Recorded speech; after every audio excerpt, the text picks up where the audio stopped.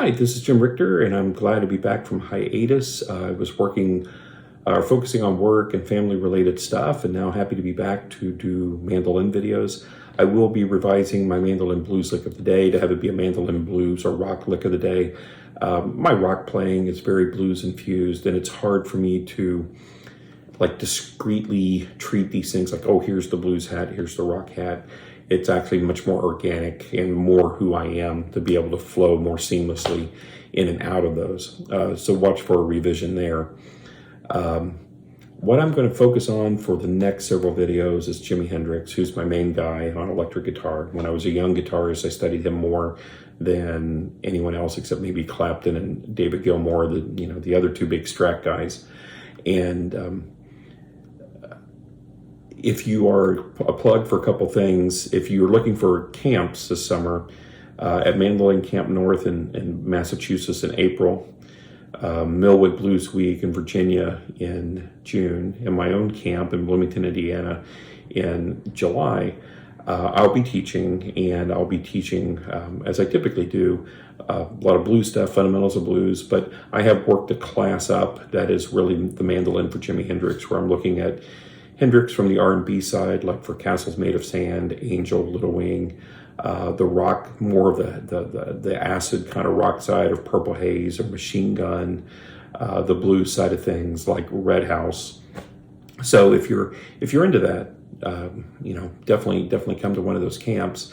My Patreon site, which is patreon.com/Jim Richter, I've also posted a tab for this tune that we're doing today, and you have access to all the tabs I've done over the last 20 years.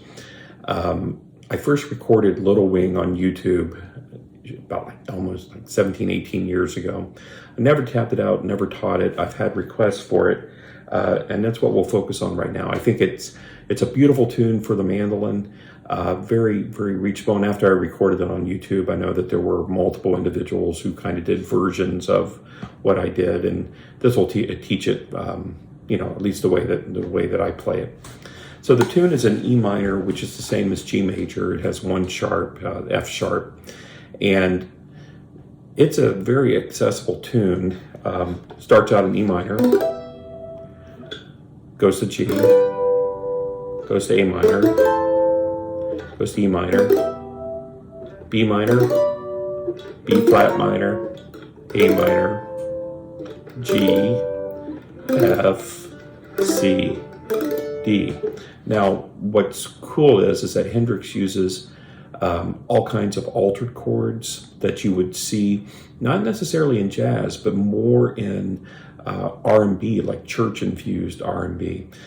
He was very influenced by Curtis Mayfield, pop staples, and this style of playing comes out of that. It is definitely more R&B than blues influence. And I'll show you the chord shapes that you could use a mandolin to sound like Hendrix. And the key thing here is recognizing that when someone has a very discernible style, you can sound like them without playing them note for note. And that's what I hope to do in these videos on Jimi Hendrix, to show you how to be able to sound like Hendrix without having to worry about playing him note for note. So let's look at the first few bars. It starts out on an E minor, this. I do this by taking my index finger, muting the 12th fret of the G and the D. I play an an E5 chord, which is an E without the third. So it's E, B, 12, 14. So you go downstroke, and the upstroke plays the chord and slides it down. It then goes into an E minor chord. I play it down here, 4th fret, which is a B, 2nd fret, which is an E on the G and the D strings. So, and then just mute your strings and do that nice little muted chop. So, then you've got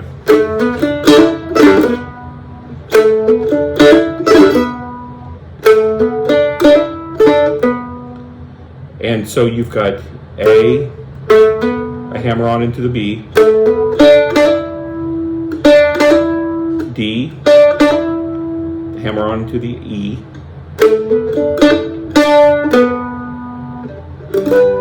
Then it's an open G. So, but what I do is I do the scrape. That's where you're hearing those extra strings. So when I'm,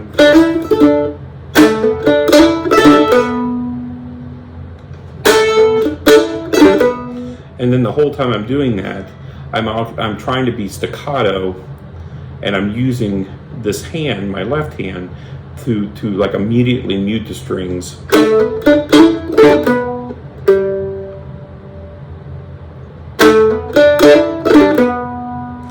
And then it goes open G, which is very Bill Monroe-ish.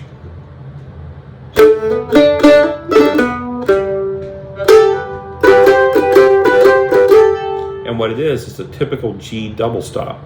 So I've got open G, I'm holding down the G of my fourth string, or I mean of my third string at the 5th fret. There's an octave. And I'm hammering into that B note right there on the A string.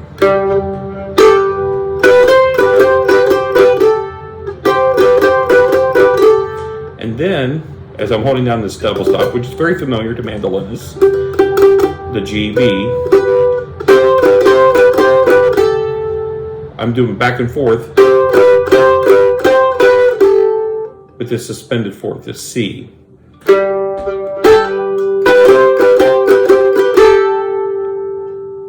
And the last note of that measure is this double stop, open A, G. So from the beginning, it sounds like.